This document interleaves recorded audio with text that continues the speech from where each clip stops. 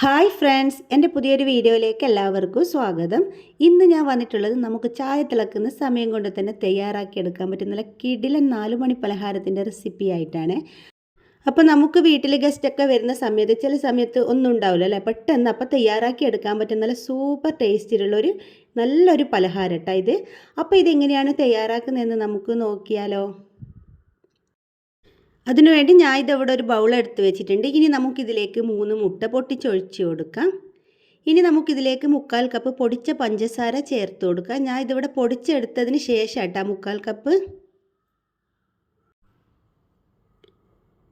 ഇനി നമുക്കിതിലേക്ക് 1/2 ടീസ്പൂൺ ഏലക്കായ പൊടി കൂടി ചേർത്ത് കൊടുക്കാം. അപ്പോൾ നിങ്ങളുടെ കയ്യിൽ വാനില എസൻസ് ഉണ്ടെങ്കിൽ അത് ചേർത്ത് കൊടുത്താലും മതി കേട്ടോ. ഇനി നമുക്കിതിലേക്ക് ഒരു പിഞ്ച് ഉപ്പ് കൂടി ചേർത്ത് കൊടുത്തിട്ട് ഇത് നന്നായിട്ടൊന്ന് മിക്സ് ചെയ്തെടുക്കാം. നമ്മുടെ പഞ്ചസാരയെല്ലാം നന്നായിട്ടൊന്ന് അലിഞ്ഞ് വരട്ടെ. നമ്മൾ പൊടി ചേർത്തത് കൊണ്ട് പഞ്ചസാരൻ്റെ പൊടിയല്ലേ ചേർത്ത്, അതുകൊണ്ട് പെട്ടെന്ന് തന്നെ ഇത് അലിഞ്ഞ് കിട്ടും കേട്ടോ.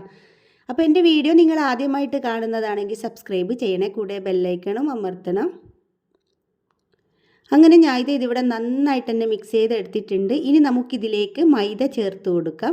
അപ്പോൾ ഞാൻ ആദ്യം ഇവിടെ 1/4 കപ്പ് മൈദയാണ് ചേർത്ത് കൊടുക്കുന്നത്. എന്നിട്ട് നന്നായിട്ടൊന്ന് മിക്സ് ചെയ്ത് കൊടുത്തതിന് ശേഷം വീണ്ടും 1/4 കപ്പ് ചേർത്ത് കൊടുക്കുന്നുണ്ട് കേട്ടോ.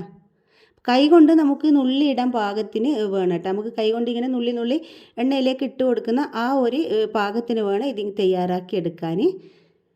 അപ്പോൾ ഞാൻ ഇതിവിടെ വീണ്ടും ചേർത്ത് കൊടുക്കുന്നുണ്ട് 1/4 കപ്പ്. എന്നിട്ട് ഇത് മൊത്തത്തിലൊന്ന് മിക്സ് ചെയ്തെടുക്കുന്നുണ്ട്, അത് കാണിക്കുന്നില്ല കേട്ടോ. പിന്നെ ഇതിലേക്ക് ചേർത്ത് കൊടുക്കുന്ന ഒരു 1/4 ടീസ്പൂൺ ബേക്കിംഗ് സോഡയാണ്. പിന്നെ ഇതിലേക്ക് 1 ടീസ്പൂൺ കറുത്ത എള്ള് കൂടി ചേർത്ത് കൊടുക്കുന്നുണ്ട്. എന്നിട്ട് ഇതെല്ലാം കൂടി നന്നായിട്ട് നമുക്കൊന്ന് മിക്സ് ചെയ്തെടുക്കാം. ഇതുപോലെ മുറിഞ്ഞ് വീകുന്ന ആ ഒരു പാകമില്ലേ, അങ്ങനെ കിട്ടണം കേട്ടോ. ഇനി ഇത് റെസ്റ്റ് ചെയ്യാനൊന്നും വെക്കണ്ട, നമുക്കിപ്പോൾ തന്നെ ഇത് നല്ല ചൂടായ എണ്ണയിലേക്ക് ഇട്ടിട്ട് ഇത് ഫ്രൈ ചെയ്തെടുക്കാം. അപ്പോൾ ഇതുപോലെ കൈ കൊണ്ട് നുള്ളിയിടാൻ പാകത്തിന് വേണം കേട്ടോ ഇത് തയ്യാറാക്കി എടുക്കാൻ. അങ്ങനെ ഞാൻ ഇവിടെ എണ്ണയിലേക്ക് ഇട്ട് കൊടുക്കുന്നുണ്ട്. അപ്പോൾ എൻ്റെ വീഡിയോ നിങ്ങൾക്ക് കണ്ടുകൊണ്ടിരിക്കുന്ന സമയത്ത് ഇഷ്ടപ്പെടുകയെന്നുണ്ടെങ്കിൽ പ്ലീസ് ഒന്ന് ലൈക്ക് ചെയ്യാൻ മടി കാണിക്കരുത്. അപ്പോൾ ഇത് നമുക്ക് ഗോൾഡ് കളറായി വരുന്നത് വരെ തിരിച്ചും മറിച്ചിട്ട് ഫ്രൈ ചെയ്തെടുക്കാം. ഫ്ലെയിം മീഡിയത്തിലിട്ടിട്ട് വേണം കേട്ടോ ഫ്രൈ ചെയ്യാനായിട്ട്, അതല്ലെങ്കിൽ ഇതിൻ്റെ പുറം ഭാഗം പെട്ടെന്ന് തന്നെ കളറ് മാറിയിട്ട് അകത്ത് വെന്തിട്ടുണ്ടാവില്ല കേട്ടോ. അപ്പോൾ ഇതിവിടെ നല്ല പാകത്തിന് വെന്തിട്ടുണ്ട്, നല്ല ഗോൾഡ് കളറായിട്ട് വന്നിട്ടുണ്ട് കേട്ടോ. ഇത് നമുക്ക് എണ്ണയിൽ നിന്ന് കോരിയെടുക്കാം. അപ്പം ഞാൻ ഇതിവിടെ ബാക്കിയുള്ളത് കൂടി ഇതുപോലെ എണ്ണയിലേക്ക് ഇട്ട് കൊടുത്തിട്ടുണ്ടേനു. എന്നിട്ട് ഇതുപോലെ നല്ല ഗോൾഡ് കളറായിട്ട് വരുന്ന സമയത്ത് ഞാൻ ഇതും കൂടി കോരിയെടുക്കുന്നുണ്ട് കേട്ടോ. അങ്ങനെ ഞാൻ ഇതിവിടെ മുഴുവനും ഫ്രൈ ചെയ്തെടുത്തിട്ടുണ്ട്. 3 മുട്ട ഉണ്ടെങ്കിൽ നമുക്ക് വീട്ടിൽ ഒരു പ്ലേറ്റ് നിറയെ തന്നെ സ്നാക്ക് തയ്യാറാക്കി എടുക്കാം.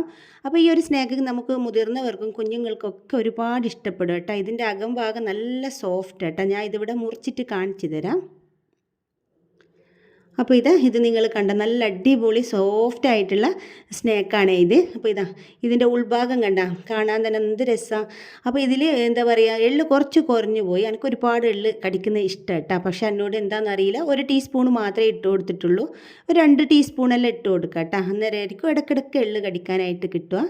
അങ്ങനെ അപ്പോൾ നിങ്ങൾക്ക് എൻ്റെ വീഡിയോ ഇഷ്ടപ്പെട്ടിട്ടുണ്ടാവുമെന്ന് വിചാരിക്കുന്നു. ഇഷ്ടപ്പെട്ടിട്ടുണ്ടെങ്കിൽ ലൈക്ക് ചെയ്യാനും ഷെയർ ചെയ്യാനും സബ്സ്ക്രൈബ് ചെയ്യാനും ഒന്നും മറന്നു പോകരുത്. നിങ്ങളുടെ കുക്കിംഗ് ഇഷ്ടപ്പെടുന്ന ഫാമിലിക്കും ഫ്രണ്ട്സിനും ഒക്കെ ഷെയർ ചെയ്ത് കൊടുത്ത് സപ്പോർട്ട് ചെയ്യണേ. പുതിയൊരു വീഡിയോ ആയിട്ട് വീണ്ടും വരാം.